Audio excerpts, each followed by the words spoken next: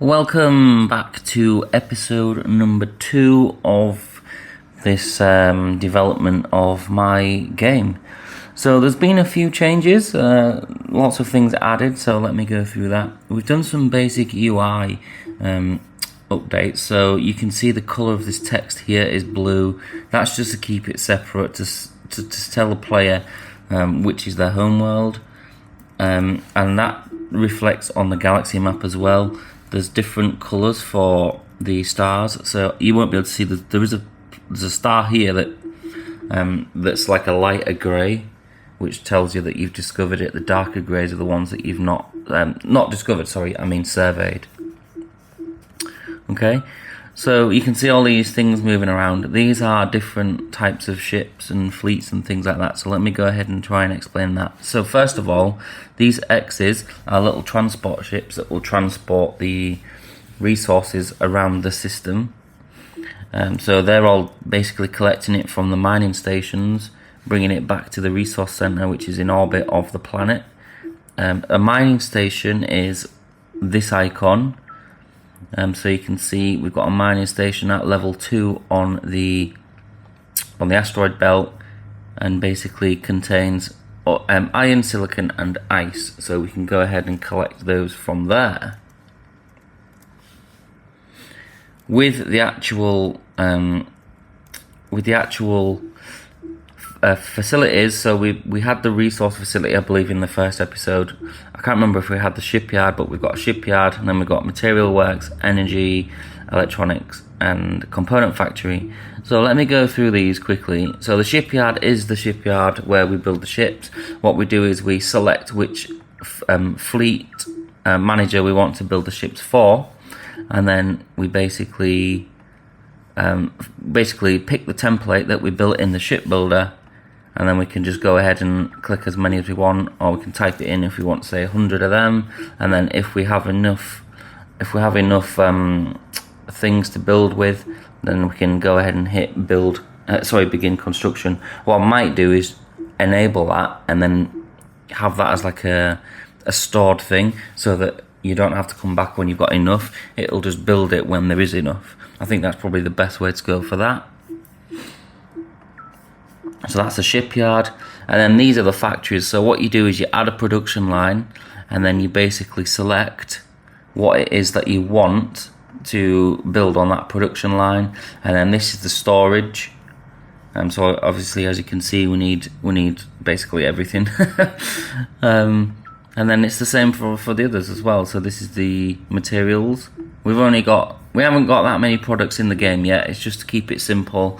This is a good one. Look, we've got 4 in this one, and then we can we'll be able to upgrade each line to increase production, and obviously that'll need more inputs of the resources. Another big addition to the game is the cabinet. So think of a government, right? Think of a government, and this is your government basically, and you bring people in to run different departments. Okay, so this is the transport one. It's the only one that I've really got anything working for, and basically Hannah will basically control all of your transport, and you just give her some sort of guides on how you want her to do this. So automation, she has full control over it. The operating area is the whole empire. So I'm going to create this so that you can just select specific systems if you wanted to control certain systems, and then the whole empire as well. So that's good. Supply priority is probably pretty straightforward, and the external trade. So we don't have actually anyone to sell to yet. So eventually we can tick that, and then she will do that, and then you basically assign the transport fleet to her based on this. So if you click that off, then that means she's now not controlling that, so we'll just leave that on. So yeah, and then there are the other ones that I've not set up yet, and these are all of them. There might be more, I'm not sure yet. We'll see how the game goes with that. That needs to be unselected. Still, we don't have anything on these. So that's that. One thing that I did forget to mention as well is we do have a... You see this column here? This works similar to the alert system, which is on just here.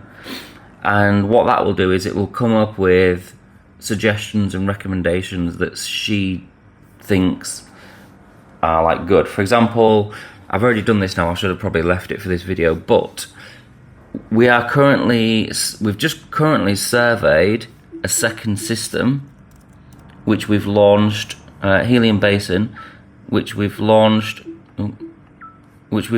some ships to come and build some mining facilities on, and so she basically recommended that we build here because in this system there is titanium, whereas in the starting system that I've currently got, there's no titanium. So now, once these are built, they'll make their way to wherever they need to go.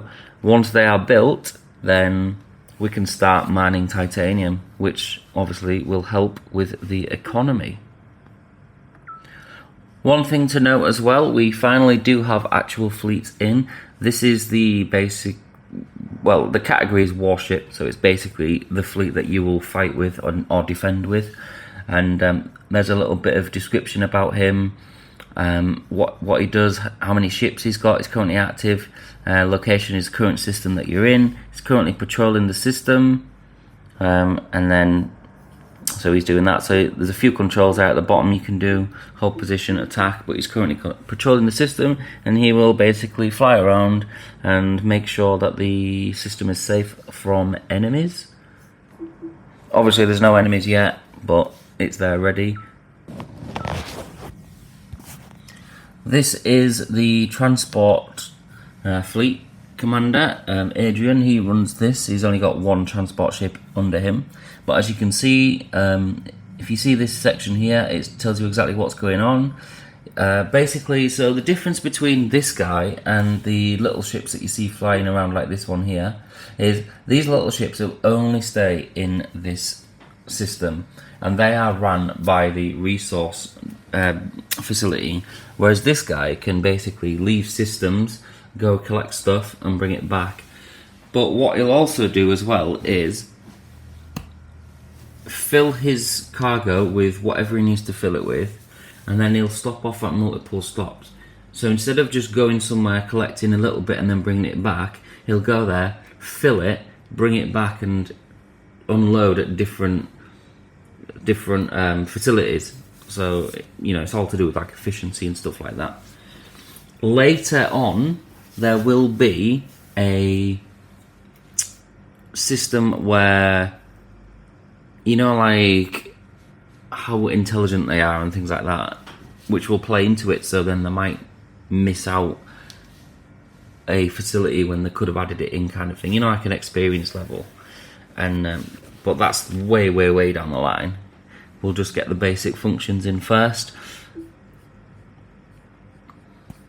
So yeah, you can see him, he's flying around loading and unloading, and you get all the various information about what he's doing.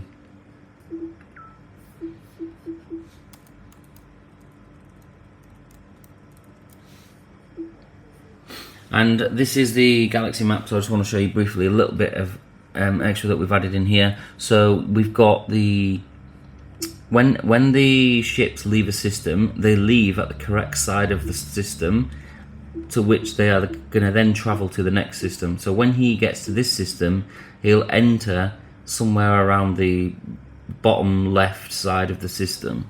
So it's all as it should be, basically. And as you can see, he's flying through space to this system. So that's pretty much all I've done for this week. But yeah, so far so good. The only thing that I'm not too sure of at the moment are these icons for everything. I don't know if I like these, but it's just like a placeholder for now. We can revisit those later. And also, I did kind of change a little bit these colours to try and make them a bit more obvious, you know, if you want to play in a different colour, because some of them are quite faint. They've got a nice purple there, look, just so you can see like the text and stuff like that. It makes it a bit more bit more, what's the word, you know, like readable, if you like. But yeah, so that's the game so far. I'm going to put that back on blue because I quite like the blue. And that's the game so far in week number 2. Things added. But so far so good. Let me know what you think in the comments. Thank you very much for watching, and I'll see you hopefully on week number 3.